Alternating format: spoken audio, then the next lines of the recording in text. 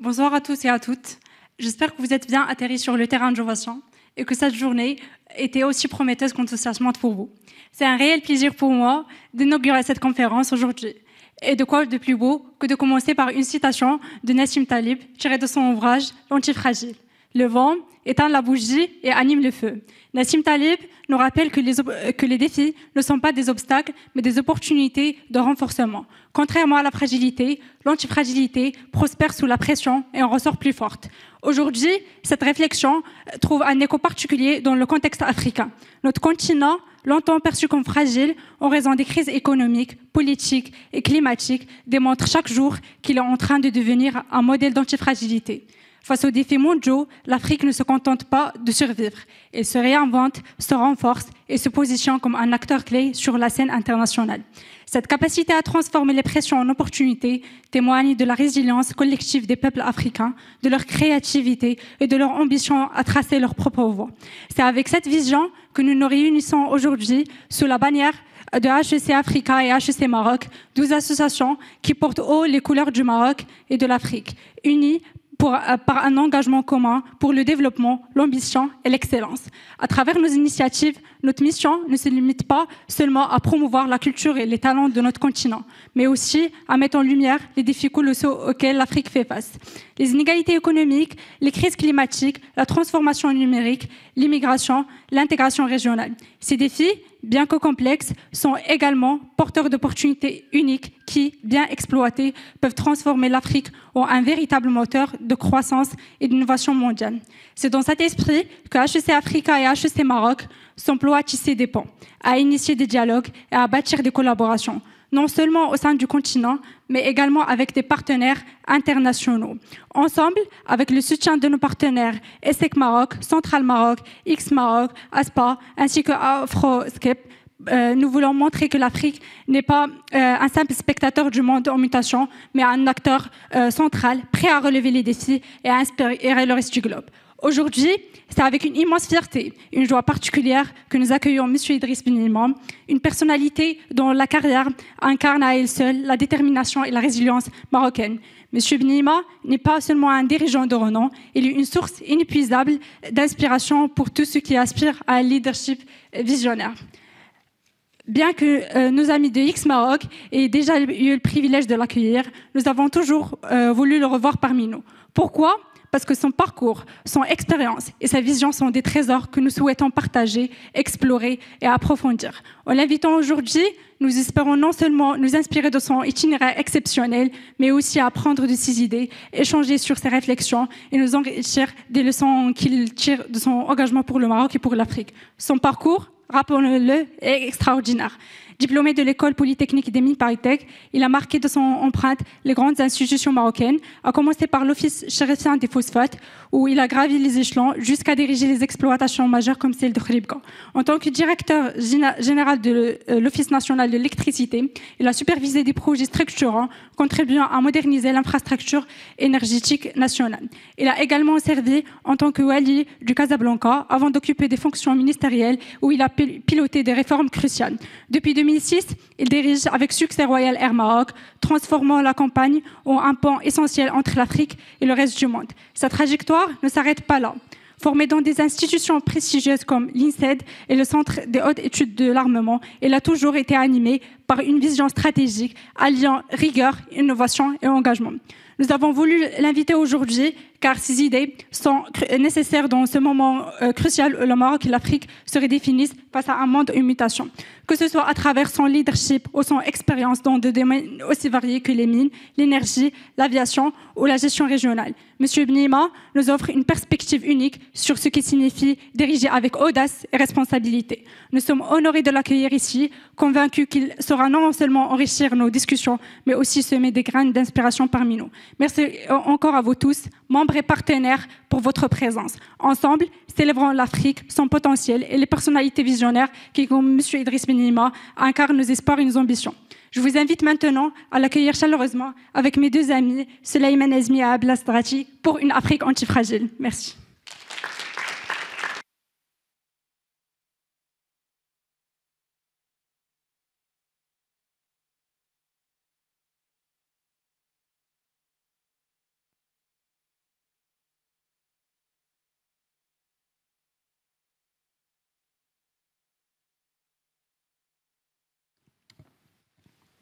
Merci, Kautar.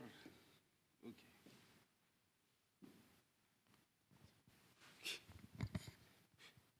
Merci Kautar pour cette très belle présentation.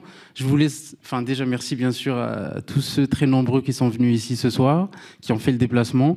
Et je vous laisse déjà, Monsieur Benima, répondre si vous voulez apporter une réponse ou voir une légère correction à ce qui a été dit par Kautar. Non, je vous remercie. D'abord, je suis très flatté, honoré par tout ce qui a été dit. Quand même, c'est un écart d'âge important entre vous et moi, et que vous ayez cette image de moi, alors que je suis en retraite depuis longtemps, je veux dire, ça me touche beaucoup. Je suis très content d'être là, pour plusieurs raisons. Une des raisons, je l'ai dit à vos camarades, c'est que j'ai un fils qui a fait HEC, il y a maintenant presque 20 ans. Oui, 20 ans, oui. Ça, c'est une bonne raison d'être là. Et le thème m'a beaucoup intéressé, et ce qu'a dit Kautar, je me permets de l'appeler comme ça, c'est intéressant parce qu'il y a deux idées forces avec l'ancienneté. On pourrait appeler expérience, mais expérience, c'est un mot très gratifiant. L'ancienneté, c'est autre chose. L'ancienneté, c'est juste d'avoir passé du temps quelque part, ce qui est mon cas. Je crois en deux choses, de toujours distinguer dans le leadership, dans la direction, ce qu'on maîtrise, ce qu'on subit. Donc la première chose à faire, c'est de faire en sorte que l'organisation qu'on dirige, ou bien la mission dont on est chargé, ça peut être dans une entreprise, dans un organisme public, dans une collectivité territoriale aujourd'hui, qui ont de plus en plus de poids, c'est de dire qu'est-ce que je fais, ou je fais que résister à des mouvements qui me dépassent, et qu'est-ce que je dois faire pour échapper à cette situation et pouvoir prendre des décisions, faire des choses qu'on va maîtriser, qui vont nous permettre d'avoir la maîtrise de notre futur. Est-ce qu'on regarde le temps passé en comptant les coups, ou bien est-ce qu'on essaye d'anticiper ? Et je crois que le premier outil qui permet de maîtriser, de ne pas subir, c'est l'organisation. Alors, je vais vous raconter quelque chose. Moi, je suis un des rares patrons d'établissement public qui a été contrôlé plusieurs fois par la Cour des comptes. Je m'en suis bien sorti. Ils n'ont rien trouvé à me reprocher. Mais ils ont trouvé quelque chose les deux fois.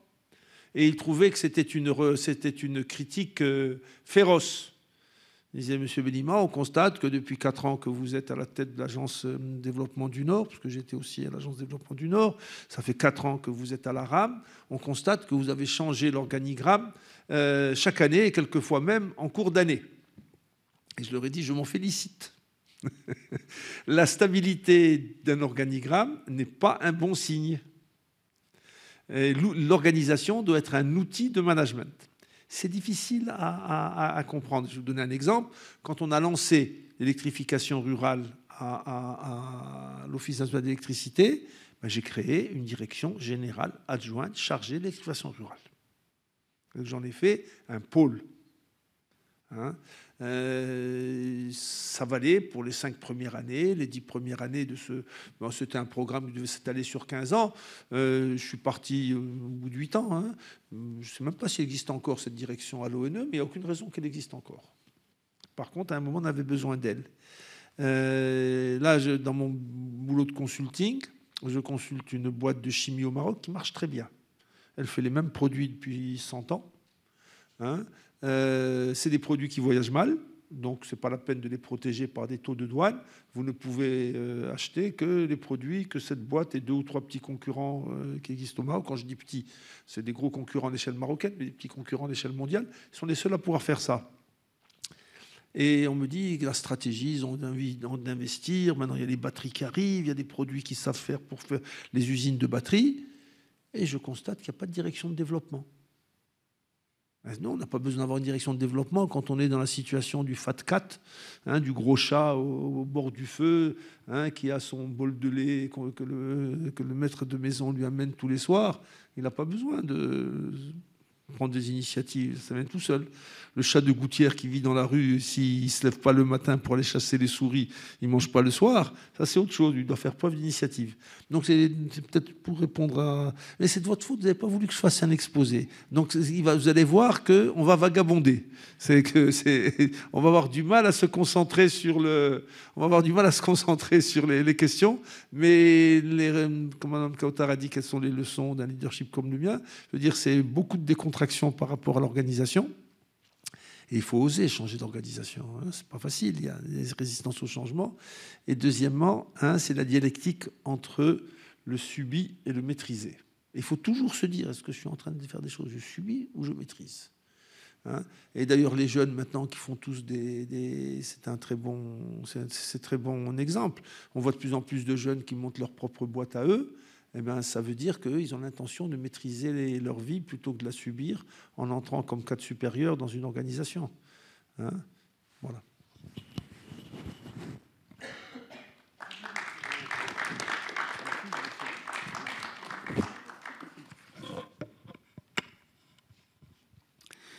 Monsieur Benima, vous commencez votre carrière, comme l'a dit Kautar, chez le géant énergétique et des mines marocain, l'OCP, Office chérifien des phosphates, à un moment justement de grande expansion. Quels enseignements spécifiques vous tirez de votre temps passé à l'OCP et comment cette première expérience a-t-elle influencé votre pensée sur ce type d'enjeux, l'énergie, les mines, etc. Moi, j'ai travaillé pour les 3 plus grandes entreprises publiques marocaines. L'OCP, d'ingénieur d'exploitation jusqu'à directeur du plus gros bassin minier de phosphate au monde, l'Office national d'électricité comme directeur général et Royal Maroc comme PDG. C'est un grand privilège parce que vous allez trouver plein de cadres supérieurs qui vont considérer que leur situation professionnelle dans le pays, ou le Maroc, et soit la même chose en Afrique, ne leur permettent pas d'exprimer leur capacité à fond.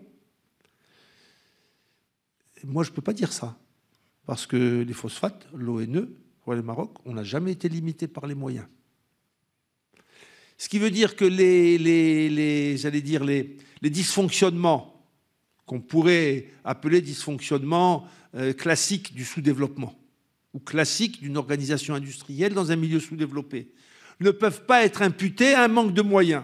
Je m'explique. Si j'étais directeur d'hôpital dans un pays du Sahel, ou même au Maroc, de directeur d'hôpital, et que les malades soient mal soignés parce qu'il n'y a pas les médicaments, parce qu'il n'y a pas d'argent pour acheter les médicaments, je peux considérer que ma situation professionnelle, je fais ce que je peux dans un environnement où il n'y a pas d'argent.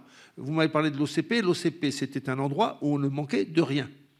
On avait un bon projet, il fallait acheter des machines qui coûtaient des milliards, on pouvait les justifier, on nous les achetait. N'est-ce pas? Et de dire qu'on vit dans un environnement sous-développé, je vais expliquer pourquoi je crois qu'en fait, effectivement, il y a des aspects qui nous ont empêché, qui ont empêché même le Maroc de faire mieux que ce qu'il pourrait faire, et qui était une grande leçon que je voudrais donner sur le développement en Afrique. Je peux en parler tout de suite. En tout cas, le sous-développement n'est pas un problème de ressources ou des moyens. Parce que j'ai vécu dans des boîtes qui avaient des aspects sous-développés, comme on peut le dire de manière péjorative, mal organisés, désorganisés, incapables d'aller très loin, mais on n'a jamais pu mettre en cause le manque de ressources ou le manque de moyens. Donc il faut chercher les sources du sous-développement et les sources des obstacles au développement, pas forcément dans le manque de ressources et de moyens. Je vous dis, quand vous voyez un hôpital dans un pays comme le nôtre, mal organisé, désorganisé, qui soigne mal ses patients, vous pouvez vous dire que c'est un manque de ressources, de budget. Quand vous êtes à l'ONE, l'OCP ou la RAM et que vous voyez des comportements ou des choses qui se passent qui sont inférieures à ce qu'elles devraient être, des dysfonctionnements, vous ne pouvez pas dire que c'est le sous-développement. Vous ne pouvez pas dire que c'est parce que le pays est pauvre. Parce que vous n'êtes pas pauvre. Parce que la boîte n'est pas pauvre. N'est-ce pas? Donc c'est comme ça que je répondrai à votre question. Merci. Monsieur Benima, sous votre direction, l'électrification du Maroc passe de 14 à 55%. Quelle était l'ambition stratégique à l'époque et quels en ont été les effets au long terme? Oui, quand je suis parti, on n'était encore qu'à 55%. Mais le programme inchangé, n'est-ce pas, il est monté à plus de 90%. Il est aujourd'hui enseigné par la Banque mondiale. Ce qui est amusant, parce que la Banque mondiale, au début, n'en voulait pas. Je vais expliquer pourquoi, vous allez comprendre. Parce qu'il y a des modes, y compris dans les agences de développement ou chez les économistes mondiaux. La mode, dans les années 90, était à la libéralisation et à la privatisation des activités économiques qui étaient avant dominées par les États. En fait, je vais encore faire... Et ça... Il y a eu un contresens chez les économistes de développement du tiers-monde après les indépendances, en se disant ce qui a fait de nos pays des pays sous-développés, et on retrouve encore ces idées encore aujourd'hui, c'est l'économie de traite. Qu'est-ce que c'est que l'économie de traite? C'est l'économie dans laquelle le monopole du commerce extérieur est dirigé vers la métropole. Vous êtes en Algérie, c'est une colonie, les voitures françaises ne payent pas de droits de douane, vous êtes en France. Les voitures américaines ou anglaises payent des 30 ou 40% de droits de douane. Donc vous avez un commerce extérieur qui est dirigé vers la métropole. Le Maroc a échappé à ça, parce que quand la France et l'Espagne ont été chercher l'accord des grands pays, c'est comme la mafia, si elle veut s'emparer d'un quartier, il faut qu'elle aille voir les autres familles de la mafia pour qu'ils soient tous d'accord. Donc les Français et les Espagnols sont allés voir les Anglais, les Italiens, les Américains, les Russes, les Japonais, pour leur dire nous on voudrait s'installer militairement au Maroc et s'occuper de politique au Maroc et administrer le pays. Et les Anglais, surtout les Anglais, qui sont très forts, ils ont dit aucun problème, à une condition. On a tous les mêmes droits économiques. Et on a pratiqué au Maroc quelque chose que vous avez peut-être entendu parler qui s'appelle l'économie de la porte ouverte. Le traité d'Algésiras a fixé comme régime économique du protectorat français et espagnol, donc il a imposé aux colonisateurs l'interdiction de la politique de traite. Et il a fixé un taux de douane fixe pour tout ce qui rentrait au Maroc, que ça vienne de France, d'Espagne, d'Allemagne, d'Italie, de Grande-Bretagne, à 5% qu'on appelait la taxe d'Algésiras. Donc le Maroc a été un pays mondialisé avant tout le monde, et c'est ça l'explication des taux de croissance du Maroc pendant le protectorat. On a vécu 44% de protectorat avec des taux de... Je vais revenir à votre question après sur l'exploitation rurale. Et après les indépendances, comme tous les économistes du tiers-monde, tous socialistes, tous disaient « Nous, on a compris ce qui ne marchait pas, c'est parce que c'est l'économie de traite. Ils prennent nos produits bruts et ils nous renvoient des produits finis. » Et vous savez que c'est la théorie économique de Gandhi, c'est pour ça qu'il y a une roue sur le drapeau indien, parce que Gandhi a dit, nous, ils prennent notre coton brut, ils le transforment en tissu en Angleterre et ils nous le renvoient. Et il faut qu'on fasse le tissu nous-mêmes.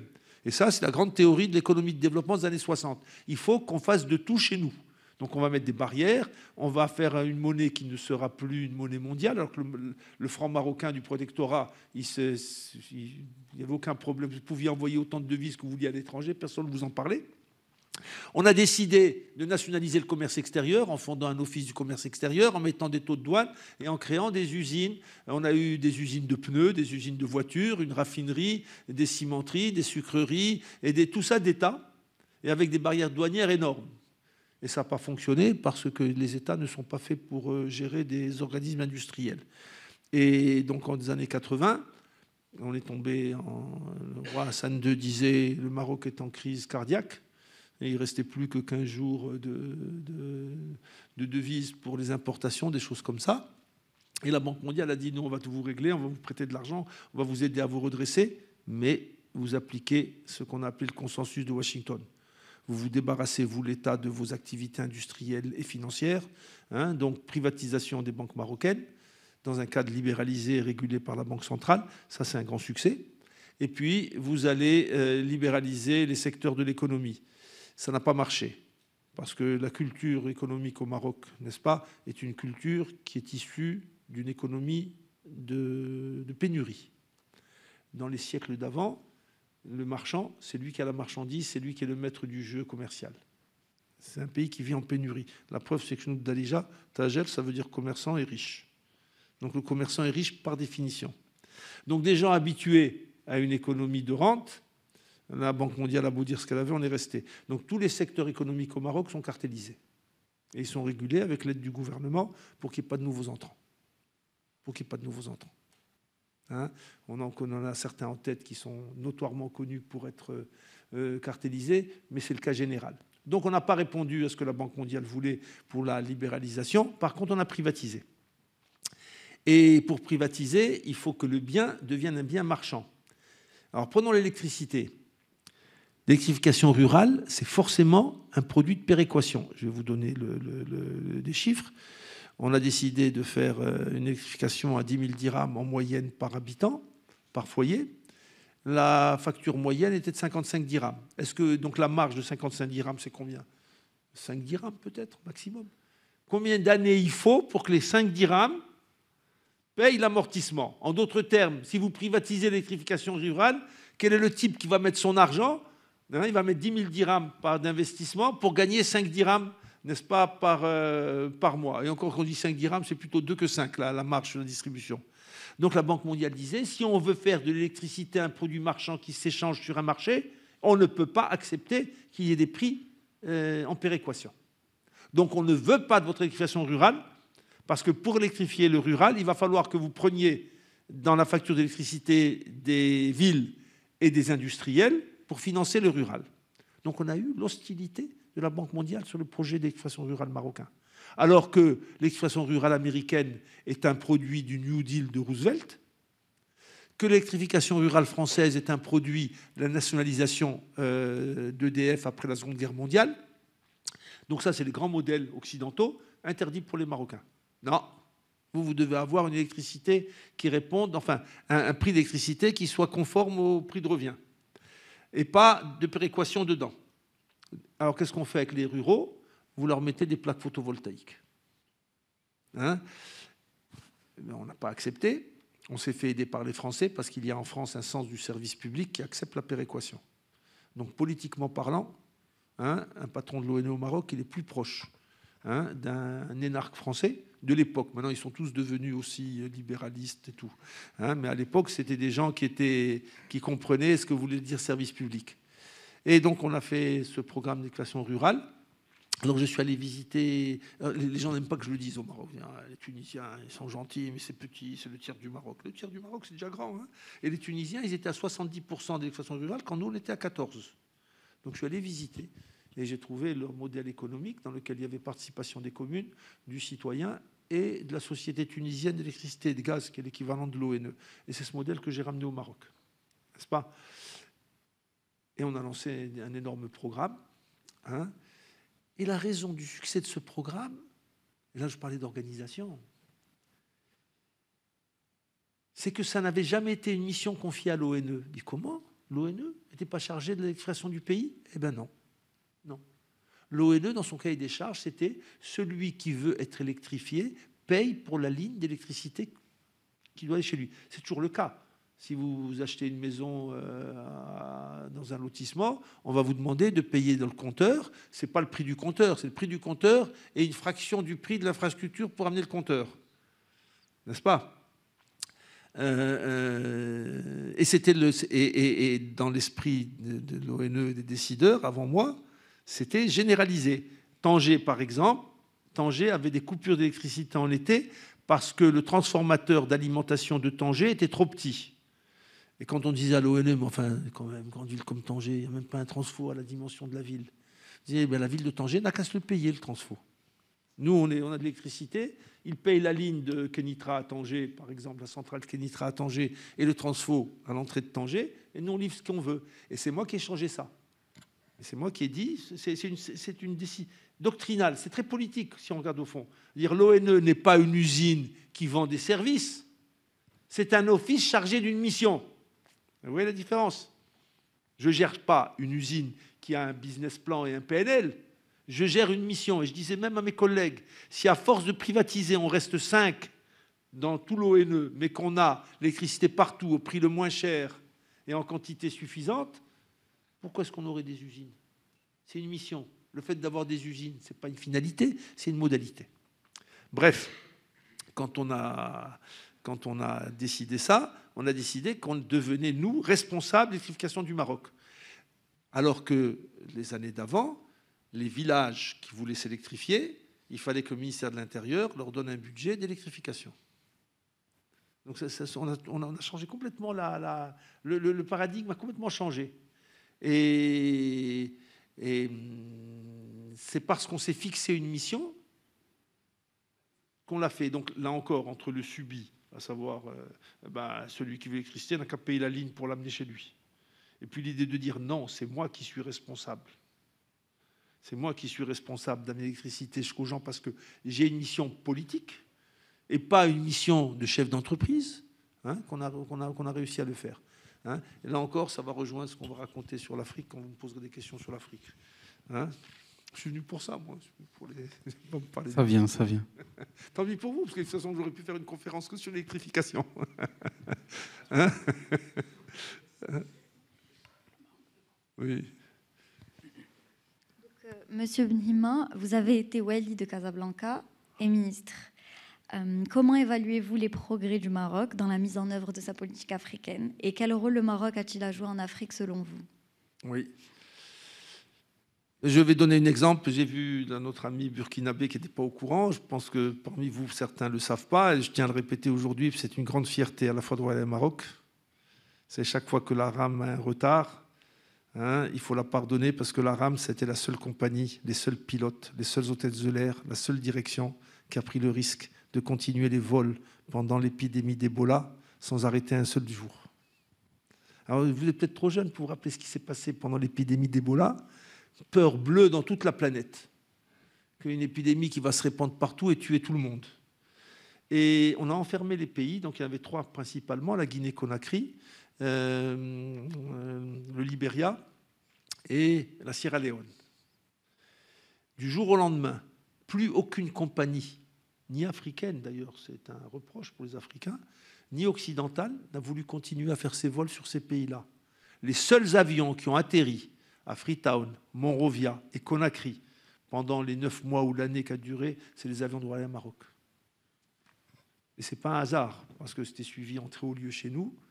Et je ne vais pas rentrer dans des... Mais je sais donc que les pilotes de la RAM, qui étaient des gens un peu très, très revendicatifs, il n'y en a aucun qui a refusé un vol sur ces pays-là.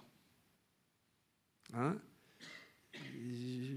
Je vois que ça ne vous parle pas, ça, mais demandez à vos parents ce qui est arrivé. Et s'il y avait eu un seul cas d'Ebola au Maroc, le reproche sur le Maroc aurait été massif. C'est-à-dire que moi, j'aurais sauté dans la journée. Un seul malade, j'aurais sauté dans la journée. Hein? Mais donc ça, c'est pour dire l'attitude proactive du leadership marocain, représenté par Sa Majesté, n'est-ce pas, hein, vis-à-vis de l'Afrique. On ne faut pas oublier aussi les décisions qu'il a prises et qui ont été obéies à reculons, hein, par les autorités sur l'accueil des immigrés africains, y compris clandestins. Alors, avant que le roi prenne la décision, il y a quelques années, un enfant sénégalais avec des parents immigrés clandestins ne pouvait pas aller à l'école. Et la famille ne pouvait pas aller à l'hôpital. Et c'est le roi qui a dit « Je ne regarde pas les papiers, mais ils sont reçus à l'hôpital et les enfants vont à l'école. » Hein? C'est des gestes symboliques, mais ça indique comment est-ce qu'on veut se comporter. Et je pense que le roi a compris qu'on ne sera pas un pôle africain avec une volonté, pas de leadership, parce que leadership, ça signifie une position dominante, mais une position active en Afrique, hein, si on n'accepte pas d'être un pôle humain africain. Donc moi, je crois qu'il faut s'attendre, il faut accueillir, il faut se préparer à une arrivée. Aujourd'hui, on dit qu'ils sont 120 000, mais dans 10 ans, ils seront probablement 1 million, n'est-ce pas? Il faut s'attendre à être un pôle humain de nature africaine. On ne peut pas dire on veut être membre de la CEDEAO, on veut être membre de ceci, on veut être cela. Ah, mais on ne veut pas les gens qui y sont. Ah non, ça serait comme faire comme les Européens, ça. Nous, on ne sera pas comme eux. Nous, on ne sera pas comme eux. Hein? Voilà. Alors, c'est donc la politique. Donc, je peux donner aussi des exemples sur la RAM. Quand je suis arrivé à la RAM en 2006, il y avait 15 destinations africaines, dans lesquelles il y a, bien sûr, Alger, Tripoli, Le Caire, hein, Agadir, Marrakech, Tanger, ça, c'est des destinations africaines au Maroc. Donc, il n'y avait pas grand-chose sur le sud de l'Afrique. Et on a ouvert 2 lignes subsahariennes par an pendant 10 ans. Donc, je suis parti, il y en avait 35. À cause du Covid, il y en a moins. Je ne pense pas qu'on soit revenu aux 35 que j'avais. Je pense que le pic, c'est quand j'étais moi, je crois. Hein. On n'a pas ouvert de nouvelles lignes. On pourrait dire pourquoi. Mais c'est une autre... Là aussi, je pourrais faire toute une conférence sur ces questions-là, mais ce n'est pas le sujet. Voilà. Et avant de passer aux stratégies d'intégration africaine, une dernière question sur les entreprises entre le Maroc et l'Afrique. Aujourd'hui, quelles sont les difficultés quand les entreprises marocaines allaient vers l'Afrique, notamment l'Afrique anglophone? Est-ce que vous pouvez donner des exemples à partir de ce que vous avez entendu, ou bien l'exemple de l'ARAM? Oui, je pense que là, d'abord, il y a de très belles entreprises marocaines qui vont même au-delà de l'Afrique anglophone. Hein, la BOA, la Banque of Afrique, la BMCE, elle est très active à Madagascar, n'est-ce pas? Et vous avez des assurances marocaines ou des assurances installées au Maroc comme Sanlam. C'est très intéressant parce qu'on avait une très belle assurance qui s'appelait Saham, qui avait racheté Colina, qui avait racheté donc des boîtes d'assurance africaines et qui a été elle-même rachetée par un groupe sud-africain. Donc aujourd'hui, l'assurance marocaine la plus présente en Afrique, en fait, elle a des capitaux sud-africains, elle est dirigée de Casablanca et les cadres sont marocains. Hein, alors, j'ai pas l'impression qu'il y ait une difficulté particulière. Je pense que c'est le rayon d'action des avions de l'ARAM.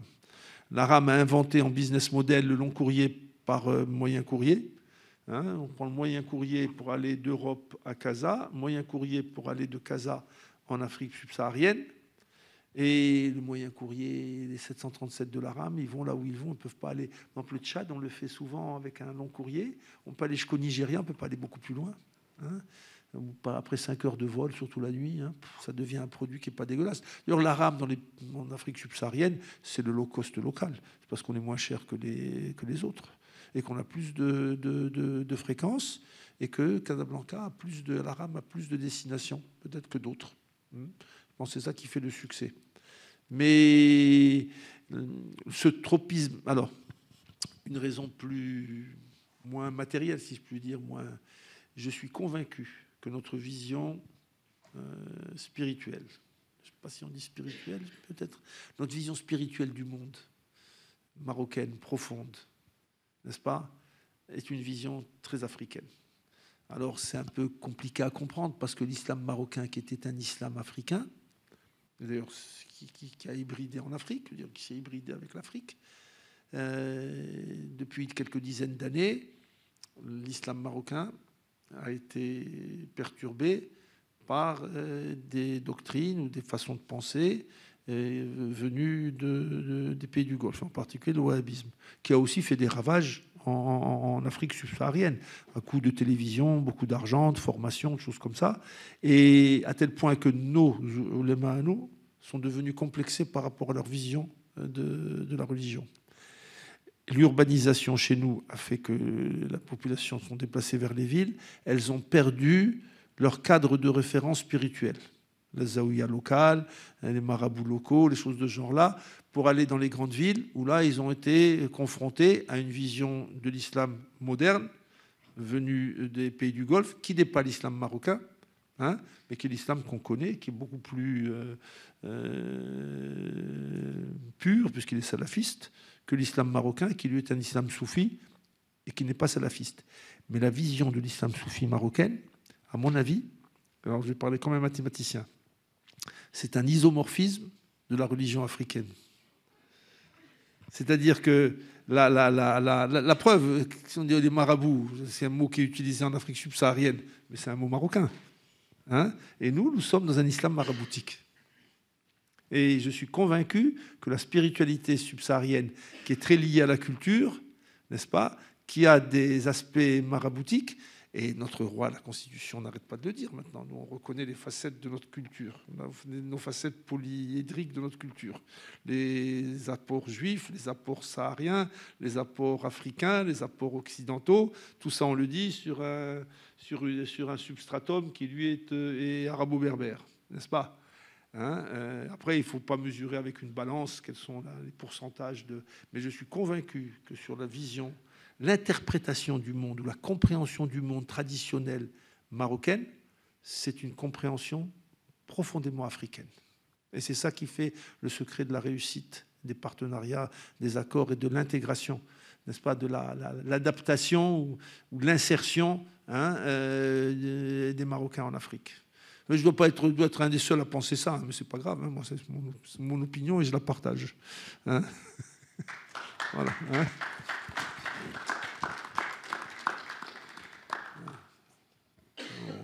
On va parler de l'Afrique un peu, là. Justement, pour l'Afrique, selon votre connaissance des enjeux locaux et internationaux, quelles alliances ou partenariats vous semblent prioritaires pour promouvoir une Afrique économiquement intégrée?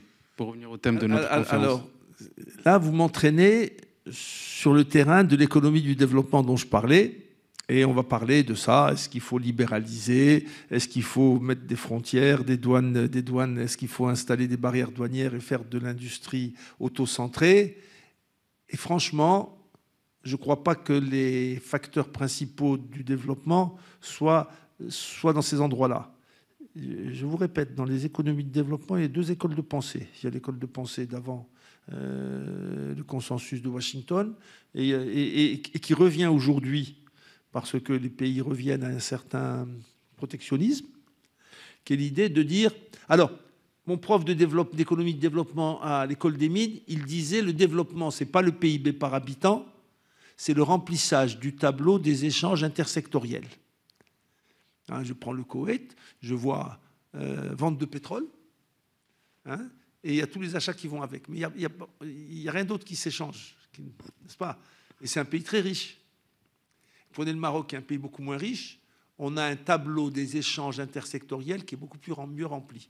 Nous, on a des gens qui fabriquent des chaussures, qui fabriquent des tomates, qui fabriquent du matériel. Donc, on est plus avancé en développement que le Koweït. Ça paraît incroyable ce que je dis là. Mais en fait, pour mon prof d'économie de développement qui s'appelait Destan de Bernis, oui, c'est ça qui mesure le développement. Et c'est là où ils disent l'économie coloniale consistait, hein, un pays comme le Gabon, il fait que du bois, puis après il fait du bois et que du pétrole, et puis il redistribue les richesses liées au bois et au pétrole. Hein, c'est pas du développement. Il faut qu'au Gabon, d'abord, il faut qu'on développe l'aval qu'on n'envoie pas juste des troncs d'arbres, mais qu'on développe la menuiserie, si je puis dire, hein, et des choses de ce genre-là. Et aujourd'hui, on a ces idées qui traînent encore. Et puis il y a ceux qui disent non, on est dans la mondialisation. Il y a un souk, chacun va amener ce qu'il sait faire le mieux. Hein, et on ne va pas s'embêter à faire des choses qu'on ne sait pas faire mieux que les autres. Et ça, c'est plutôt le consensus de Washington, la mondialisation. Et le Maroc est un pays gagnant de la mondialisation. Nous sommes un pays qui a bien fait, enfin, qui doit se féliciter qu'il y ait eu une mondialisation dans le monde. Parce que c'est ce qui nous a permis c'est un des facteurs qui nous a permis de nous développer. Mais ce n'est pas le facteur principal. Et puisqu'on parle de l'Afrique, je vais dire tout de suite où j'en suis. Donc, je suis assez réticent à penser que ce sont des théories d'économie du développement développées par des agences internationales ou par les banques internationales, l'AFD, la BID, la Banque mondiale, la BAD, le FADES, tous ces organismes de développement, et qui se disputent, dans le cas il y a des économistes très, très, très compétents qui se disputent les théories du développement. Et je regarde ce qui s'est passé chez nous au Maroc, et je suis convaincu que de l'exemple marocain, où on est, et je vais vous dire comment j'ai trouvé le nombre d'années qui nous séparent, l'avance de phase du Maroc par rapport au reste du continent. Et j'ai des consultants avec moi, des jeunes gens très bien, et je leur ai dit, je vais faire une conférence à HEC, et je voudrais montrer ce que je pense de l'évolution de l'Afrique par rapport à l'expérience récente passée du Maroc. Et je leur ai dit, prenez deux taux. Prenez le taux de natalité actuel du Maroc, prenez celui et regardez le taux de natalité africain d'aujourd'hui. Où est-ce qu'on doit se projeter dans le passé pour trouver la même date? C'est 94. Donc on dit, l'Afrique aujourd'hui a un taux de natalité qui est égal à celui du Maroc qui a 30 ans.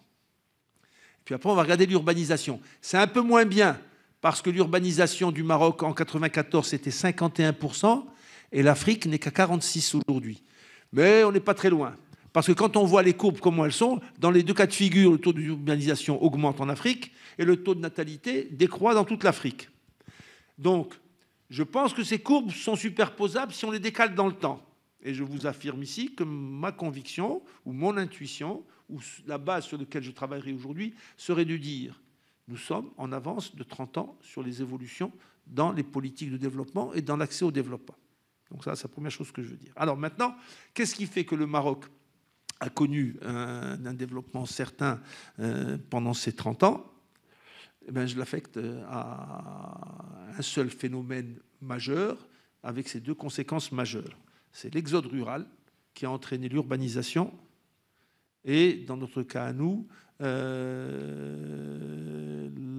la chute de la démographie.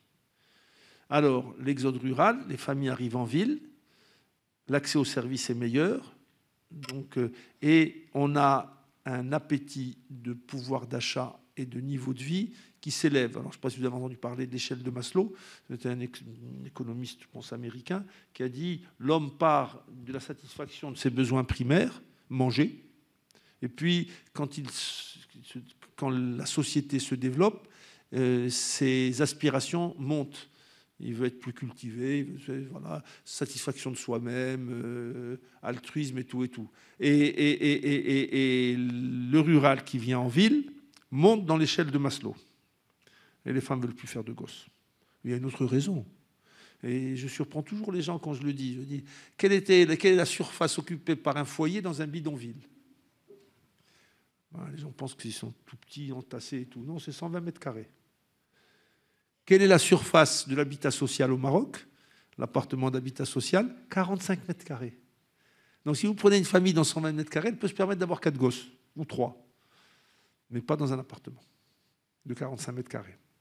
Donc l'urbanisation concentre les familles, entraîne les femmes à exiger une situation sociale, une façon de vivre, la petite consommation plus fort. L'accès aux services est meilleur, n'est-ce pas? On fait moins de gosses. Donc, exode rural, urbanisation, natalité en décroissance. Quand la natalité décroît, on arrive à un moment où, moi j'ai vécu l'époque quand j'avais 25 ans, quand j'avais votre âge, 50% de la population marocaine avait moins de 15 ans. Moins de 15 ans. Aujourd'hui, 50% de la population a moins de 35 ans. Donc on arrive à un moment où, si on considère que la locomotive qui tire le pays, de la richesse du pays, est à peu près la même, mais qu'il y a moins de gosses et pas encore de vieux. On est dans ce que les économistes appellent l'aubaine démographique, ou la fenêtre démographique. Et on a un taux de croissance qui automatiquement devient plus élevé. Donc pour moi, la croissance marocaine depuis 1994, en comparaison avec la croissance africaine depuis, c'est simplement la baisse de natalité. Et je sais qu'au Maroc, on dit « Ah, depuis l'année 2000, le gouvernement jette tout ça. Même le gouvernement que j'ai appartenu, ils ont boosté. » C'est pas vrai. Ce n'est pas le facteur principal. Pire, quand on regarde les pays qui ont connu la même aubaine démographique, en particulier en Asie du Sud-Est, ils ont eu des taux de croissance dans cette période entre 7 et 9%. Nous, on est resté entre 3 et 5%. Mystère. Pourquoi eux, quand ils ont connu le même phénomène, pas encore de vieux, ça commence à venir les vieux chez nous, hein, et plus de gamins, pourquoi eux, ils ont atteint 7% de croissance minimum et que nous, on n'a jamais dépassé 5%? Ça, c'est le premier, donc le premier facteur positif pour la croissance, c'est donc l'urbanisation. Sauf que, dans l'esprit des décideurs, l'exode rural est un phénomène qu'on subit, qu'on n'essaye pas de maîtriser, et si on essaye de le maîtriser, c'est pour le ralentir. Je voyais encore, je me suis dit, j'aurais dû amener une copie de cet article. Monsieur le ministre de la Culture marocain est à Gerada, et il assiste à un truc, là, ils font des moutons. Dans la région, ils ont le mouton Bnigil, qui est très connu, qui est un mouton de qualité qu'on exporte même maintenant dans les pays du Golfe. La meilleure viande de mouton du Maroc, c'est à Gerada. Hein, et c'est formidable parce que ces investissements, le gouvernement fait des efforts pour contrecarrer l'exode rural. Donc l'exode rural, vu comme un phénomène mauvais sur lequel il faut, comment dirais-je, qu'il faut lutter contre. Alors quand on dit lutter contre avec les changements climatiques, le stress hydrique et tout, je ne sais pas comment on fait. Et à mon avis, c'est vraiment perdre de l'argent et gaspiller la richesse nationale et les capacités stratégiques du pays que d'aller lutter, et même mieux, une politique comme l'agriculture rurale, c'est bien, on l'a fait. Il ne faut pas aller plus loin. Il ne faut pas aller plus loin parce que la pression humaine sur le territoire est encore trop forte. Avec le changement climatique, elle devient encore plus forte. Et les accès aux services sont tellement importants, ce n'est pas la peine d'aller plus loin. Je me suis occupé de l'agence du Nord. Dans le Rif, les Rifins se plaignent. Il n'y a pas d'hôpital, il n'y a pas d'école. Les Rifins c'est une densité rurale très forte de 137 habitants au kilomètre carré, sachant que dans la région de Jdida, qui est la région agricole la plus riche du Maroc, c'était 102. Donc ils sont très nombreux dans le rural, ils vivent de manière dispersée et ils se plaignent qu'il n'y a pas une école par ferme. Non, il ne peut pas y avoir une école par ferme. Donc, et alors, à quoi c'est dû? C'est un déficit d'urbanisation au niveau du Rif. Entre Chaoued et Al-Husseima, 232 km, 4 heures de route, parce que c'est la montagne. Quand j'étais en 2003 à l'Agence du Nord, il n'y avait personne pour vous vendre une quittance d'assurance. Ça a l'air de rien, mais une fois par an, il faut aller la chercher, sa quittance d'assurance. Eh bien, c'est 4 heures de route pour le RIF moyen. Pas un seul bureau pour vous faire une analyse biologique. C'est-à-dire que le type qui veut faire sa tension, ou je ne sais pas quoi, moi, mesurer son cholestérol qui vit dans les montagnes du Rif, il faut qu'il fasse 4 heures de route à l'aller, 4 heures de route au retour, pour trouver quelqu'un qui va lui calculer son analyse. Et ce n'est pas l'État qui fait les analyses, hein, c'est des privés au Maroc, c'est des laboratoires. Hein. Donc on est dans la pression humaine sur le territoire dans le Rif, c'est elle qui explique la moitié des problèmes du Rif. Tant qu'on n'a pas compris ça. Alors, pourquoi est-ce qu'ils sont si nombreux et qu'ailleurs ils sont moins nombreux? Parce qu'ailleurs, il y a eu l'exode rural. Et pourquoi il n'y a pas eu chez eux? Parce qu'ils cultivaient du chanvre indien, qui est une matière qui rapporte beaucoup d'argent. Alors, je n'ai pas fini, je vais continuer. Donc, l'exode rural n'est pas un phénomène négatif, c'est un phénomène positif. Mais il faut aller un coup plus loin. Et l'inconvénient dans notre pays à nous, c'est qu'on ne l'a pas anticipé, on ne l'a pas maîtrisé, et en Afrique, on ne le fait pas non plus. Donc on me dit, qu'est-ce qu'il faut faire comme politique, hein? Je vous dis, ce n'est pas la peine de s'intéresser si on fait, je sais pas moi, la libéralisation ou pas, et tout et tout. D'abord, commencer par dire, on va avoir un afflux de population dans les villes, il faut s'y préparer. Aujourd'hui, quand j'étais Wali, il y avait 60 000 personnes qui venaient par an du rural dans Casablanca. C'est-à-dire qu'il y a plus de gens qui viennent chaque année du rural à Casa que d'enfants que les Casablancaises font. Avec la sécheresse, c'est plus 60 000. On est passé à 120 000. Personne qui s'en occupe. Et on les entasse dans les bidonvilles. C'est pas vrai. C'est eux qui s'entassent dans les bidonvilles. Parce qu'on ne prévoit rien. Il n'y a pas un fonctionnaire à Casablanca chargé d'étudier ce phénomène. De se dire d'où viennent-ils, pourquoi viennent-ils, où s'installent-ils, de quoi ils vivent. Et encore moins d'études qui permettent de montrer le processus d'intégration. Parce que la ville de Casablanca, c'est une lessiveuse. Elle intègre. Le type, il arrive de sa campagne, n'est-ce pas? Une génération après, il est intégré. Pas forcément en dehors de son bidonville. Mais moi qui ai visité le rural quand j'étais à l'ONE et les bidonvilles de Casa quand j'étais Wali, les bidonvilles sont plus riches que les campagnes marocaines. Si les gens ont le choix, ils quitteront leur campagne pour être dans les bidonvilles. Alors, il y a des villes africaines que je connais, mais à Kinshasa, je me suis intéressé. Il y a 15 millions d'habitants à Kinshasa. 15 millions. Il y a 80 km pratiquement entre l'aéroport et la ville. Vous traversez bidonville sur bidonville. Aucune anticipation. Aucun. C'est-à-dire, donc, le premier message que je peux dire pour le développement de l'Afrique, l'urbanisation va nous tomber dessus, n'est-ce pas? Elle est en train de nous tomber dessus et les changements climatiques vont les accélérer. Hein, la politique d'urbanisation et de maîtrise de l'exode rural doit devenir une politique nationale. Et cette urbanisation, elle a des effets extrêmement positifs. Ce qui me permet de dire que quand on dit que l'Afrique va être à 2,5 milliards d'habitants en 2050, je n'y crois pas. Et j'ai refait les calculs avec mes petits jeunes, on est plutôt à 1,9 milliard. C'est beaucoup, hein, on est à 1,46 aujourd'hui, ça fait quand même 500 millions de gens de plus. Ce n'est pas 1 milliard de plus. Et ça va permettre à l'Afrique de connaître cette fameuse aubaine démographique dont je parlais. Donc cette période où on va avoir la même locomotive qu'aujourd'hui, mais on aura beaucoup moins de wagons à tirer. Deuxième facteur, il faut faciliter l'investissement. Alors, il y a des économistes qui viennent et qui constatent qu'au Maroc, les 2 tiers de l'investissement sont publics et 1 tiers est privé. Ah, les entreprises marocaines n'investissent pas. Pourquoi? Ah, les banques ne prennent pas d'argent. Moi, je suis administrateur d'une banque marocaine. Non, les banques, elles prêtent de l'argent. Mais les banques, elles n'ont pas de projet bancable en face d'elles. Elles n'en ont pas. Personne ne vient. On ne va pas prêter pour le plaisir de prêter. Hein, il n'y a pas de projet bancable. Pourquoi il n'y a pas de projet bancable? Moi, j'ai une explication. Hein, c'est le facteur humain. On a un capital humain qui n'est pas à la hauteur des capacités de développement du pays. Et je prends un exemple dans l'aéronautique. Je vais vous faire prendre du temps.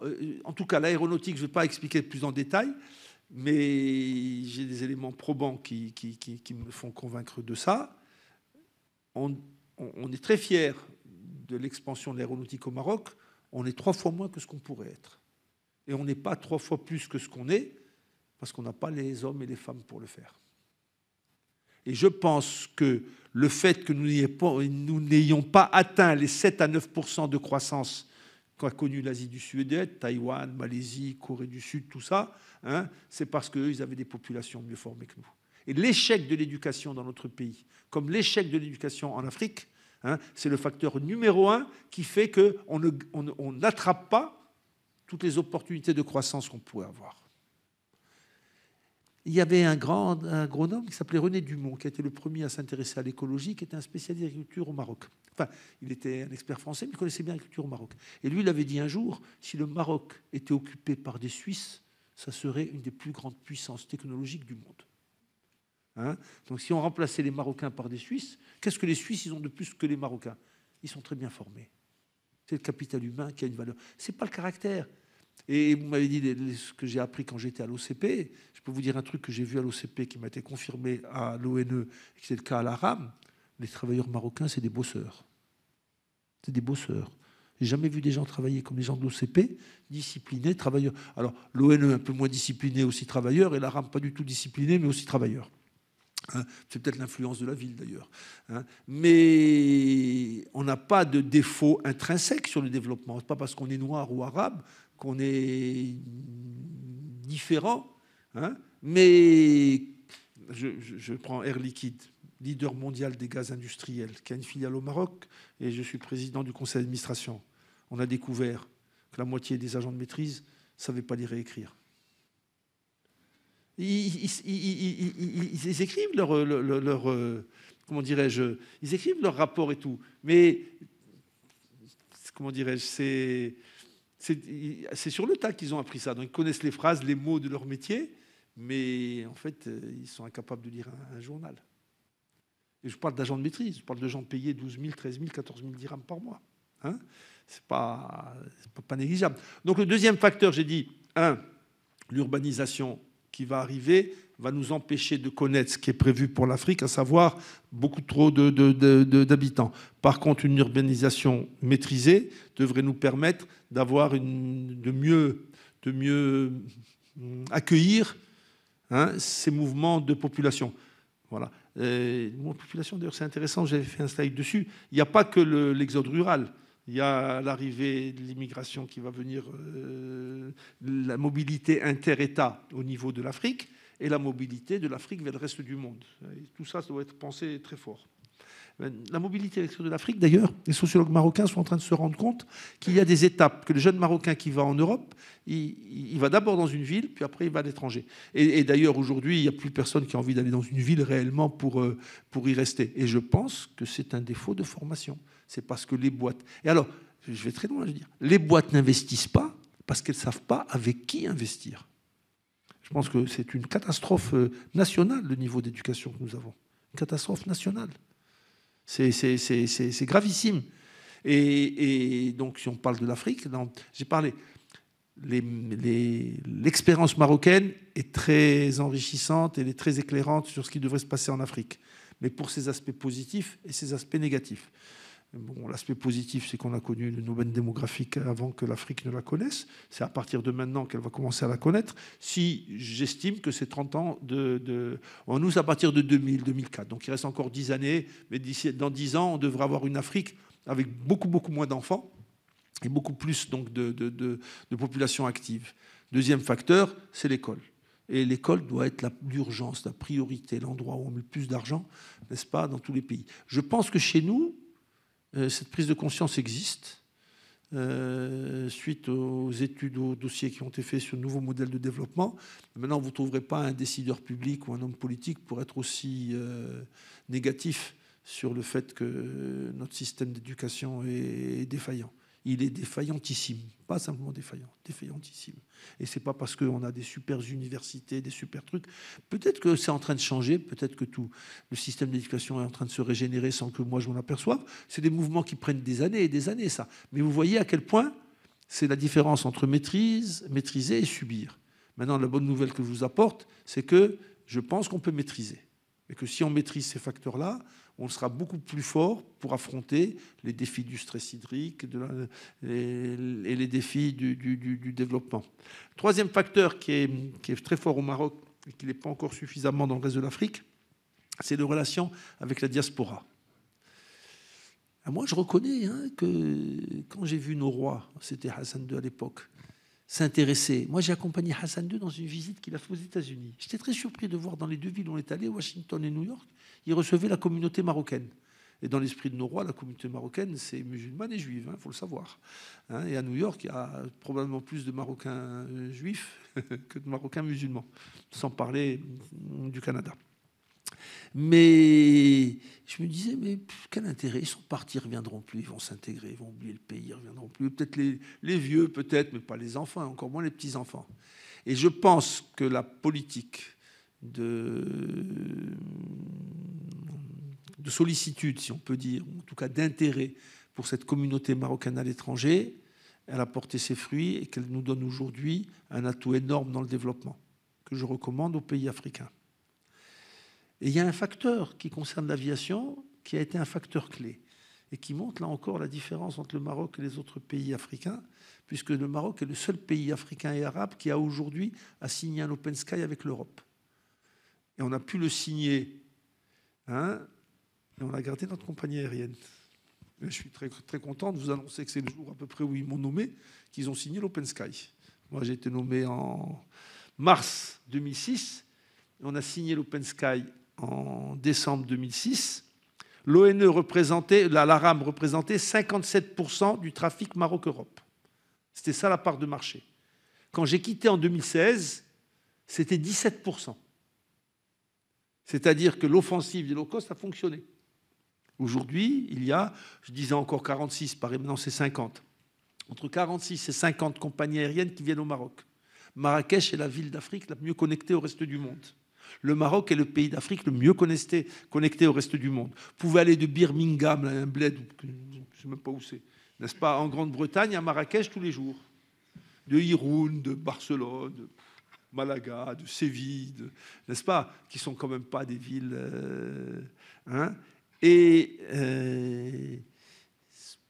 ça nous a fait passer de 4 millions de touristes à 14 millions aujourd'hui. Ça veut dire 10 en plus. Dans les 10, à la louche, je pense qu'il y en a 6 ou 7, c'est des MRE. Alors le ministère du Tourisme dit non, c'est que la moitié. Non, je pensais plus. C'est-à-dire que l'Open Sky, il a d'abord servi essentiellement à rapprocher les communautés marocaines à l'étranger de la maison de la mère patrie.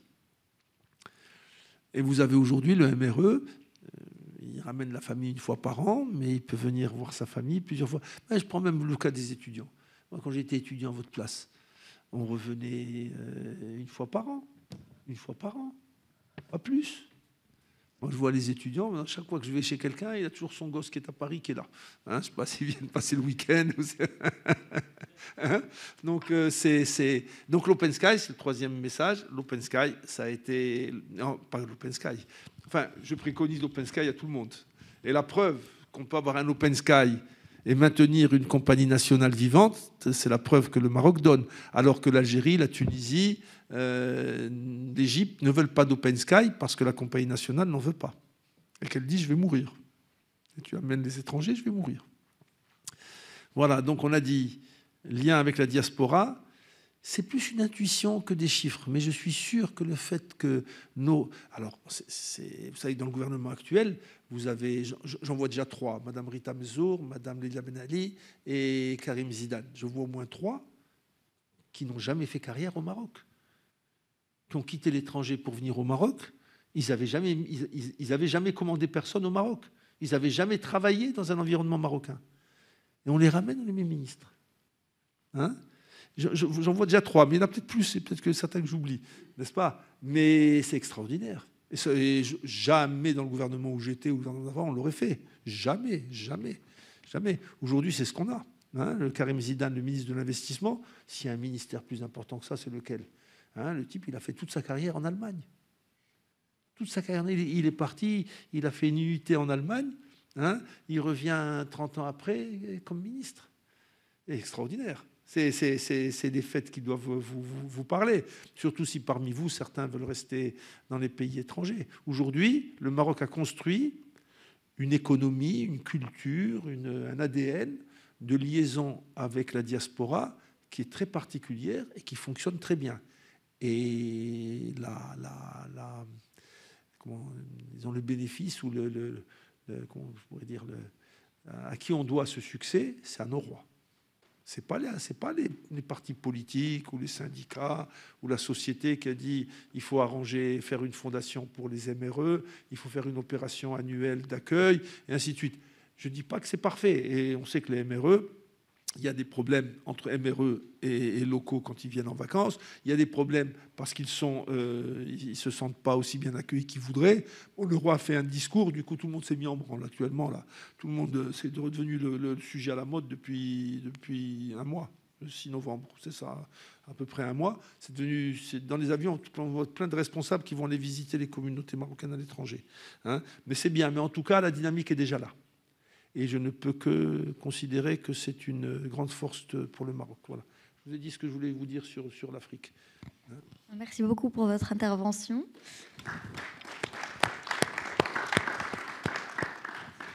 Pour finir, on va juste passer à un format de questions très courtes. Il va juste falloir répondre en un seul mot. Alors, réponse brève, en tout cas. Alors, formation francophone ou anglo-saxonne? Je vais dire un peu plus. Ça me fait penser au fameux débat au Maroc. Ah, il faut remettre les langues étrangères pour l'éducation. C'est de l'enfumage. La Hongrie, ils font des prix Nobel en hongrois. Pourquoi nous, on ne ferait pas des prix Nobel en arabe? Donc le problème, ce n'est pas la langue d'enseignement, c'est le système d'enseignement. Il est de mauvaise qualité. Vous pouvez enseigner en Darija, en tamazirt, en arabe, en anglais, en ce que vous voulez, en français. Avec ce système d'enseignement, vous ne ferez pas de bons diplômés. Donc, anglophone ou francophone, aucun intérêt. Et ce qui importe, c'est la qualité de l'enseignement. Le débat sur les langues d'enseignement, franchement, c'est de l'enfumage. Ça m'énerve. C'est absolument pas ça. Vous avez un système d'enseignement qui ne fonctionne pas, ah, c'est la faute de la langue. Mais je vous dis, les Coréens, ils font des prix Nobel en coréen, en anglais à partir d'un moment, mais je veux dire, les Hongrois, ce n'est pas des langues internationales. Alors que l'arabe l'est. La question, c'est est-ce que système francophone ou système anglophone? Je ne connais pas l'anglophone.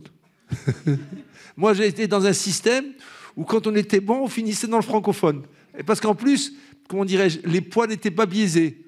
Vous parlez d'une université américaine, moi, je ne sais pas. Peut-être que vous avez juste payé pour avoir le diplôme. De mon temps dans les études françaises, ça ne suffisait pas. Hein? Donc c'est ça mon je sais pas ce que ça veut dire anglophone. Oxford, Harvard, Stanford, Berkeley, ça veut dire quelque chose, mais c'est comme Polytechnique, ça veut dire quelque chose, mais c'est plus ça qui m'intéresse dans votre parcours que la langue d'enseignement. Et la langue d'enseignement, c'est de l'enfumage. On passe au sport. Le vainqueur de la CAN 2025 au Maroc. J'aimerais bien que ce soit le Maroc, mais moi, je parierais pas beaucoup. Hein. Non, tant qu'on aura, il faut comprendre, tant qu'on aura des équipes marocaines, nationales, faites de joueurs, là encore, de la diaspora, n'est-ce pas, hein, qui ne jouent pas sous 40 degrés, 90% d'humidité, on aura du mal sur les matchs africains. Ça sera au Maroc. Comment? Ça sera au Maroc. C'est vrai, vous avez raison. Donc là, peut-être qu'on a un peu plus de chance. Espérons. Destination touristique préférée en Afrique? Alors, quand j'étais responsable de la candidature marocaine à la Coupe du Monde, je me suis retrouvé un jour avec 3 ou 4 jours à passer dans un avion privé en pleine Afrique de l'Ouest, et on s'est demandé où est-ce qu'on irait. Donc on avait visité tous les pays, on s'est dit où est-ce qu'on va passer le week-end. Je suis allé au Bénin. J'ai trouvé, alors, le Bénin, le Ghana, c'était à l'époque les pays, je parle de ça, c'est 99, les pays les mieux tenus, si je puis dire. Ensuite, j'ai eu l'occasion d'aller en Afrique avec Sa Majesté, n'est-ce pas? J'aime bien le Burkina aussi. Mais pour les vacances au bord de mer, Cotonou, tout près de l'aéroport, c'est pas mal. C'est pas mal. Hein, si je dois aller en Afrique, dans le sens Afrique subsaharienne, hein, sinon Marrakech, c'est très bien aussi. C'est africain aussi. Votre avion préféré?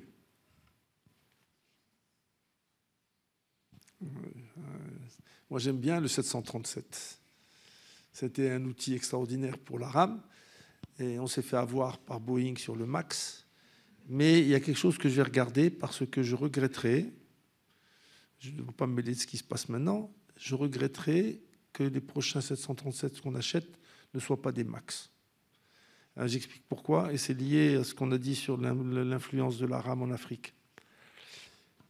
C'est moi qui ai décidé, les premiers 4 MAX qui ont été achetés par le Maroc, il y a 2 qui ont été livrés, 2 qui ont été refusés, à cause des incidents sur le Boeing 737 MAX. Et moi, j'avais changé le 737 classique par un MAX, parce que le MAX donne 15% de rayon d'action en plus, parce qu'il consomme 15% de carburant en moins.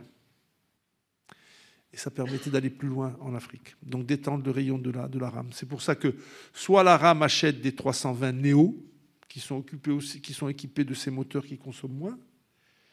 Bon, en bref, c'est une question de business model. Mais le 737, c'est un super avion. Pour ou contre la légalisation du cannabis? C'est une bonne question. Au Maroc. Oui.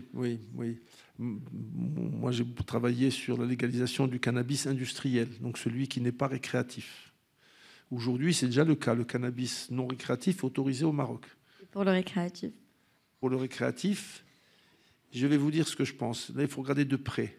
Je vais aller très vite.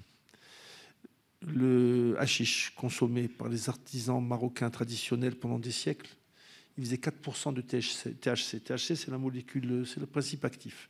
Pourquoi? Toute la plante était séchée et elle était sarclée, c'est-à-dire qu'elle était broyée en entier. On partait d'une plante qui représente 8% pour les sommités florales, pour le dessus de la plante, et comme on mettait une partie de la tige, ça descendait à 4%. Et puis les hippies sont venus dans les années 60 et ils ont voulu que ce produit s'exporte en Europe, donc ils l'ont trouvé très bien, mais du coup, les fabricants sont passés à des teneurs plus concentrées qui sont la résine de hashish. Donc on part toujours d'une plante qui fait 8% en haut, 0% en bas, mais cette fois on prend ce qui est en haut et on fait de la résine qui est entre 8 et 15%. Déjà, on est passé à quelque chose de plus fort. Et depuis les années 2000, les trafiquants ont apporté des variétés hybrides au Maroc qui sont catastrophiques pour l'environnement. Elles consomment beaucoup d'eau, beaucoup d'engrais, mais elles ont des taux qui sont entre 15 et 30%. Et un gamin qui fume du 30%, à mon avis, il se bousille le cerveau rapidement.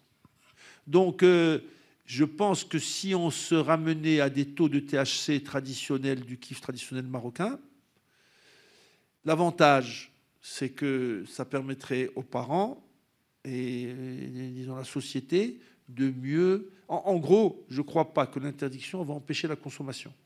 Et je fais partie aujourd'hui des gens qui pensent qu'il vaut mieux encadrer la consommation. N'est-ce pas? D'abord en mettant des produits qui soient moins titrés, soit moins, et que les parents puissent s'intéresser. Bon, il faut continuer à interdire au moins de 15 ans, parce que ça bousille le cerveau avant. Même il vaut mieux éviter, il vaut mieux être adulte pour en fumer. Alors, il faut bien comprendre, il faut que ce soit clair, un consommateur sur 20 va développer des problèmes psychiques, soit des socialisations, ça c'est pas trop méchant quand il va plus faire d'études, il va louper ses études, mais il peut tomber dans la schizophrénie. C'est-à-dire qu'il y a des tas de maladies psychiques qui sont latentes et qui vont se déclencher. Ça peut arriver pratiquement à la première cigarette. N'est-ce pas?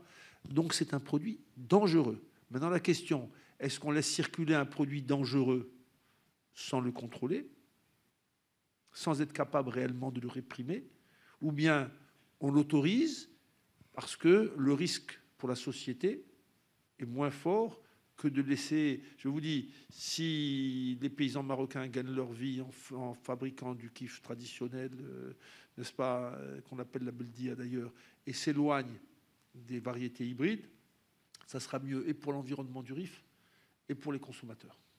Hein?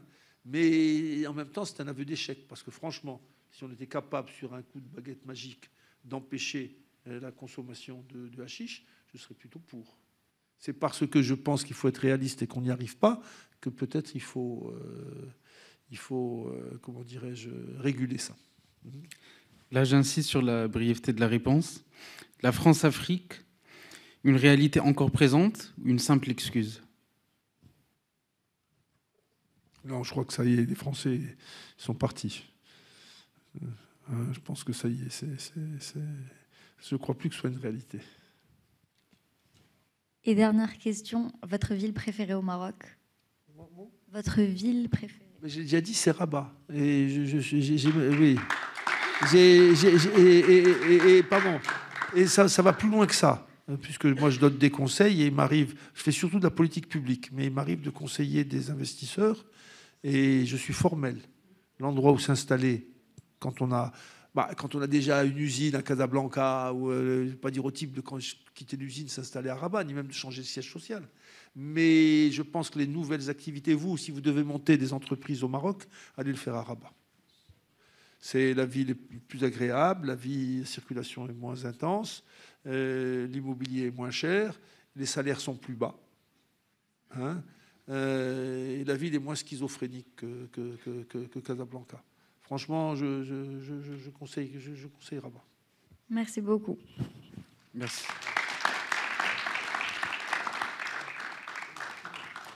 Merci beaucoup. Maintenant, on va finir avec les questions du public.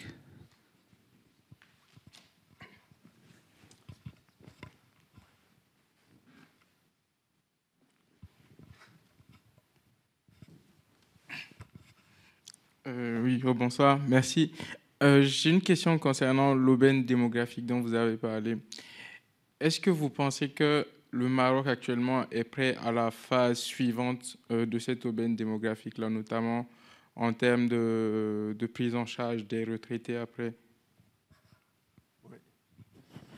C'est intéressant que vous disiez ça, parce que je pense la même chose et je ne l'ai pas dit. Je pense que l'aubaine démographique, elle est déjà derrière nous. Je pense qu'on a eu 20 ans et qu'on a gaspillé ces 20 ans. Pas vraiment, on est arrivé quand même à un certain degré de développement, mais on aurait pu faire beaucoup mieux. On n'est pas devenu Taïwan ni la Thaïlande. Et c'est vrai qu'aujourd'hui, le poids des vieux va se faire sentir. On le sent déjà sur les tensions sur les retraites, les tensions économiques sur les retraites. Ça va venir doucement, mais c'est en train de venir. L'augmentation de l'âge moyen de décès est important. Alors, là encore, il y a une initiative de notre roi qui n'est pas encore mesurée à sa juste valeur.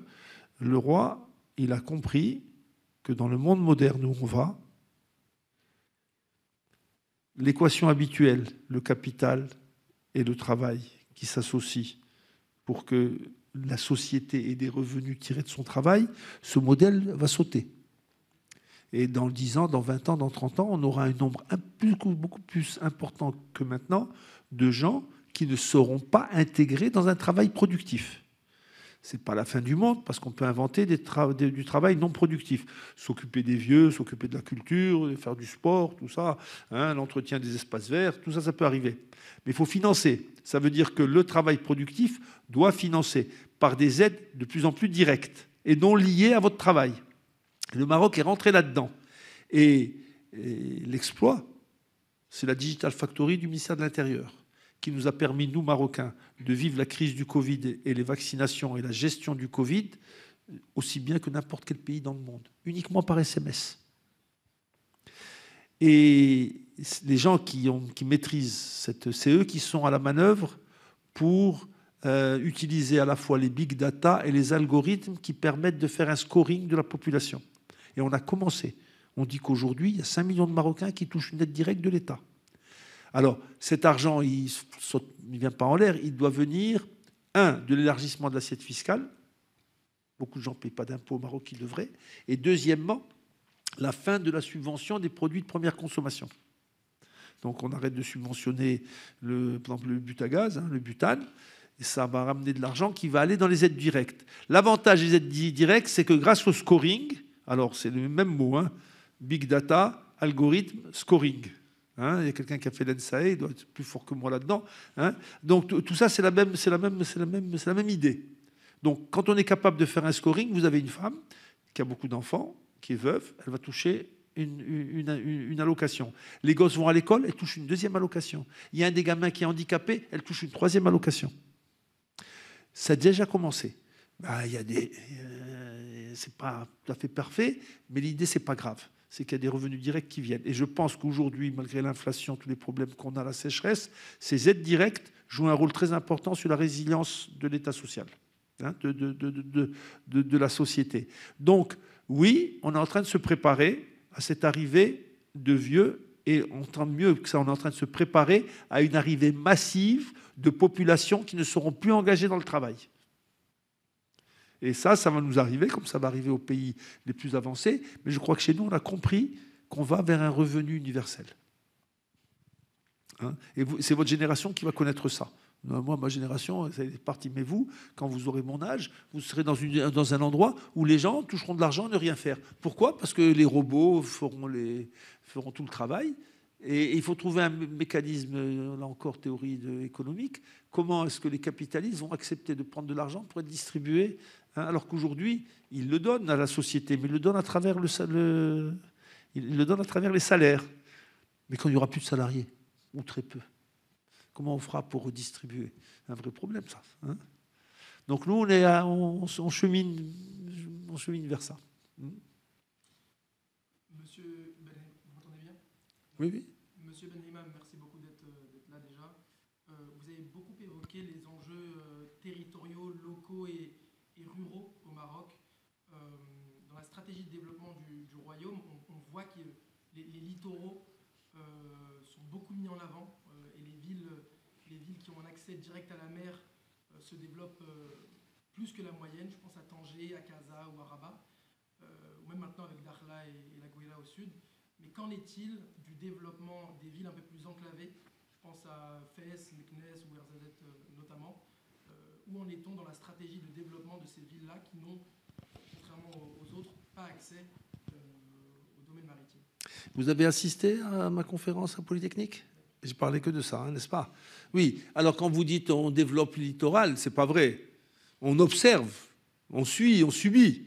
Il n'y a pas de politique nationale de littoralisation du Maroc. Mais c'est en train d'arriver. Et d'ailleurs, il ne pourrait pas y avoir, parce que ça rentrerait dans le concept Maroc utile, Maroc inutile, qui est un tabou. On n'a pas le droit de dire qu'il y a un Maroc utile et un Maroc inutile, n'est-ce pas ? Et malheureusement, c'est le cas.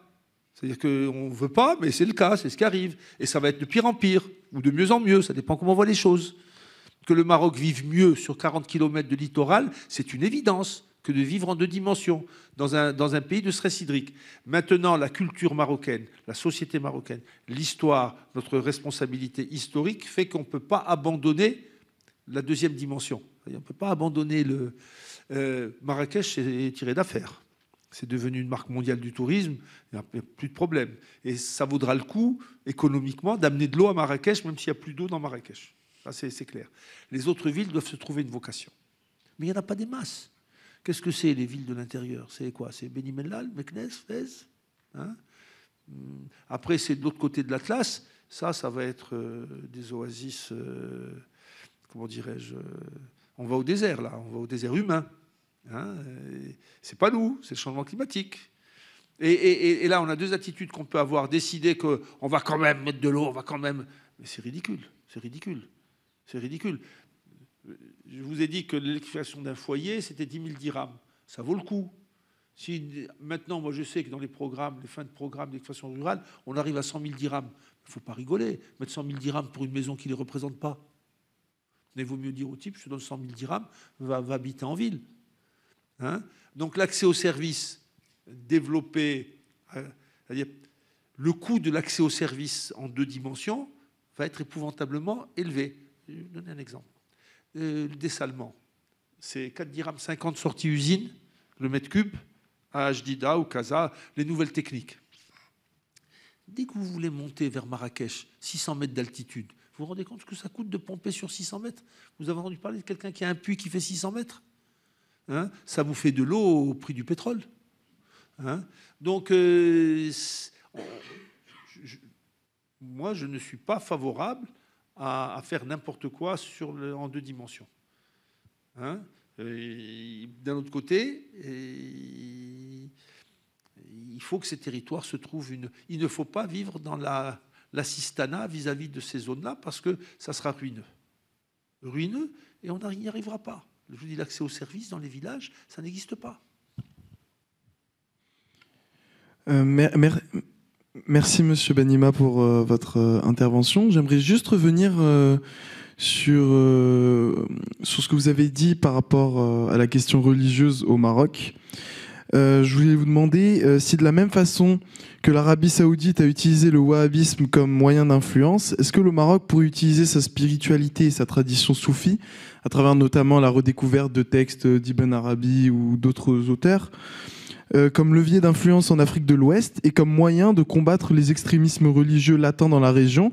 Donc, est-ce que ça pourrait contribuer à faire du Maroc une puissance de paix en Afrique de l'Ouest? Oui, et c'est comme ça qu'il faut le voir, mais pas dans l'attitude wahhabiste. Je veux dire, c'est pas le soufisme marocain contre le wahhabisme, c'est autre chose. Nous, on n'est pas dans l'agressivité religieuse. Le Maroc n'est pas dans l'agressivité religieuse. Il est dans la protection de la culture religieuse traditionnelle de nos pays. Et c'est très intéressant parce qu'il y a 15 ans, on ne disait pas l'islam marocain. Maintenant, dans les discours officiels, les officiels marocains disent l'islam marocain. Donc, ils ont reconnu qu'il n'y avait pas un modèle unique d'islam, même chez les sunnites, malékites et tout comme nous, mais qu'on avait des spécificités. Et on découvre, ou on redécouvre, on n'a jamais perdu de vue que ces spécificités soufis marocaines, que moi j'appelle l'islam maraboutique, mais ça a l'air un peu péjoratif, mais c'est pas ça ce que je veux dire, c'est l'islam confrérique, l'islam très lié au lieu. Je vous dis, moi, un musulman d'Ouedzem, vous l'amenez à Ouarzazate, il est déraciné d'un point de vue religieux quelque part. Parce que là, il est là sur une zaouïa qui est dominée par la confrérie Cherkaoui, il a son marabout à côté de lui, il a son cimetière, il a ses mosquées à lui. Donc, je pense que nous, notre modèle religieux qu'on vient de définir, dont on vient de reconnaître la spécificité, on le propose aux pays amis qui font face à la même déstructuration religieuse, parce que je vous dis, moi, ces tonnes de pognon qui ont radicalisé ou qui ont salafisé l'islam marocain, ils ont été à l'œuvre dans tous les pays d'Afrique de l'Ouest. Et l'influence, elle ne vient pas que d'Arabie Saoudite, paradoxalement. Elle vient de la diaspora marocaine, qui est encore plus coupée de ses racines religieuses que le paysan marocain. Le paysan marocain, il quitte Ouedzem, il va à Casablanca, il est déjà un peu déraciné religieusement. Mais si lui, il se retrouve à Amsterdam, alors il l'a encore plus. Et il lui faut des repères identitaires. Le repère identitaire disponible à un coup de pognon, n'est-ce pas? Parce que la mosquée, il faut quelqu'un pour la construire, c'est l'Arabie qui l'a construit, les Saoudiens qui l'ont construit, n'est-ce pas? Ce sont des repères religieux dont lui pense que c'est la religion de ses pères, et grands-pères et tout. Alors qu'en fait, c'est tout à fait quelque chose qui est tout à fait contraire au mode religieux marocain. Et je prends un exemple que les gens n'ont pas vu au début, et c'est tombé sur et même aujourd'hui, les autorités font attention. Dans notre pays, depuis l'arrivée de l'islam, jusqu'à il y a 20 ans, 30 ans, on entourait, disons, on accompagnait les morts au cimetière en chantant. Est-ce que vous vous rendez compte que depuis une trentaine d'années, on a commencé à voir des gens dans les enterrements en train de dire aux autres, n'est-ce pas? À tel point qu'il y a eu une pancarte au cimetière de Rofran à Casa où il y a marqué « Il est interdit d'empêcher aux gens de psalmodier ». Donc voilà des gens qui enterrent des gens d'une certaine manière pendant 1000 ans, et en 20 ans, sous le coup des télévisions, des gens qui vous disent que la religion n'aime pas la musique, ou que les enterrements doivent être très discrets, sans ceci, sans cela, tout d'un coup, on revient à une pratique saoudienne. Chez les Saoudiens, quand ils enterrent leur roi, 2 heures après, on ne sait plus où ça tombe. Suivez un peu de vent, ça y est, on ne sait plus où il était enterré. Ce n'est pas nos façons à nous d'enterrer. Nous, on garde les tombes. On a les tombes de nos ancêtres, n'est-ce pas? Mais en 20 ans, 30 ans, on s'est aligné comme si c'est eux qui avaient, comme si c'était eux qui avaient l'islam le plus authentique. Alors, il est probablement authentique chez eux, mais chez nous, ce n'est pas notre islam à nous. Donc, vous n'avez jamais remarqué ça? Regardez, demandez aux gens comment ça se passe dans les enterrements. Il y a dans les villes maintenant des courants de pensée qui disent on enterre les gens silencieusement. Ce qui me choque, moi, profondément. J'ai jamais vu ça, moi. D'où ça sort, ça, hein? C'est-à-dire, il pourrait devenir bouddhiste ou il ferait un enterrement bouddhique que je trouverais ça aussi surprenant. Hein? Et pourtant, il s'appelle musulman aussi, mais c'est pas nous. C'est pas nous. Et c'est bon. C'est des façons. Mais l'État marocain, il a l'habitude de se protéger contre les influences extérieures. Et vous savez que le wahhabisme au Maroc, il est apparu en 1780. On a même eu un roi wahhabite. Hein? Et ça n'a pas duré longtemps. Hein? Donc hein? En tout cas, nous, Marocains, il faut le savoir, notre identité culturelle et religieuse, n'est-ce pas, elle est particulière. Elle est particulière. Hein? Et je pense que ça vaut le coup de la défendre. Voilà. Bonsoir, Monsieur Bnihima. Merci pour votre présence ce soir. On aimerait vous écouter toute la nuit sur les petites réponses que vous avez données à chaque fois. C'était vraiment passionnant. Merci. Je voudrais revenir au thème principal. On a évoqué notamment le détachement de la France vis-à-vis du continent africain. On a beaucoup parlé également du développement fulgurant du Maroc et à quel point il se détache du continent. Et moi, j'aurais aimé savoir quelle était, selon vous, une manière pour le Maroc d'équilibrer ses ambitions de leadership continental et se diriger vers une intégration plus inclusive et solidaire du reste du continent. Comment le Maroc pourrait tirer toute l'Afrique vers le haut? D'abord, je pense que l'accueil des communautés subsahariennes dans notre pays, qui sont des immigrations de passage au départ, de gens qui voulaient aller vers ailleurs, et qui de plus en plus vont être des immigrations d'installation, et au fur et à mesure que nous, on ne fait plus d'enfants, parce que maintenant, le dernier recensement de cette année, on s'attendait à 39, on est 37. Moi, je ne suis pas surpris. Et je pense qu'on va à l'implosion. C'est-à-dire qu'on va à la stabilité. Donc, on va avoir des problèmes de main-d'œuvre, comme les Européens. Donc, il faut s'attendre. Donc, déjà, je l'ai dit, on ne sera pas un pôle de solidarité ou même un leadership positif, n'est-ce pas? Pourquoi pas, hein? Si on n'a pas une attitude fraternelle et solidaire. Et notre roi le veut, je vous le dis, c'est très clair. Et si ça n'est pas dans les faits, c'est parce qu'il y a des gens qui obéissent entrer dans les pieds. Mais on n'a pas à rougir de la prise de position officielle quand on compare avec celle de la Tunisie. La Tunisie, officiellement, le gouvernement a accusé les communautés subsahariennes présentes en Tunisie de vouloir détruire la Tunisie. Enfin, c'est un discours officiel. Notre discours officiel à nous, il est extrêmement positif, amical et de solidarité. La réalité n'est pas à ce niveau-là. La réalité n'est pas à ce niveau-là. Mais c'est quand même très important de faire une différence. Hein, je pense que c'est ça. Et deuxièmement, comme je l'ai dit, notre ADN culturel, je pense qu'il est le même qu'en Afrique. Et ceci donne des atouts à l'entreprise marocaine. Hein, l'entreprise marocaine, elle saura travailler avec des travailleurs guinéens en Guinée, sénégalais au Sénégal, et ainsi de suite. Hein, j'en suis sûr. Maintenant, comment construire les solidarités? D'arriver de prendre la place des Français, ça ne va pas nous amener loin. Non, on va voir ce qui va arriver. Je pense qu'on a les atouts pour créer cette synergie, cette solidarité. Oui, malgré les différences ethniques, malgré les différences culturelles, c'est sûr. C'est sûr. Il y a une longue tradition africaine du Maroc, il y a des racines africaines du Maroc qui sont reconnues dans la Constitution. Quand on dit africaine, subsaharienne, parce qu'africain, on l'est déjà. Hein, pas besoin hein. On verra bien, madame. C'est une grande question. C'est votre génération qui va devoir gérer ça. Moi, je vois des choses, je n'ai pas la réponse. Je ne vois pas comment faire mieux que ça. Merci beaucoup d'être venu. Merci à tous. On peut se retrouver dehors pour un cocktail et merci encore d'être venus.